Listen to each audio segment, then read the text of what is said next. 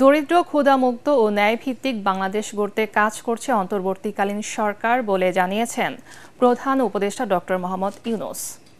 চীনের পিকিং বিশ্ববিদ্যালয়ে বক্তৃতার সময় তিনি বলেন, বাংলাদেশে অভূতপূর্ব এত পরিবর্তন হয়েছে।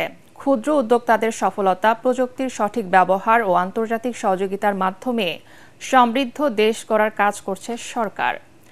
তরুণরা এক নতুন বাংলাদেশ গড়ে তুলছে বলেও বক্তৃতায় উল্লেখ করেন তিনি।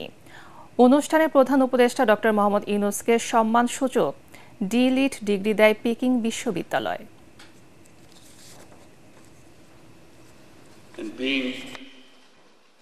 We are embarked on a series of reforms to make governance transparent and democratic, to ensure economic policies which are inclusive, and to guarantee that every individual has equal opportunity to flourish.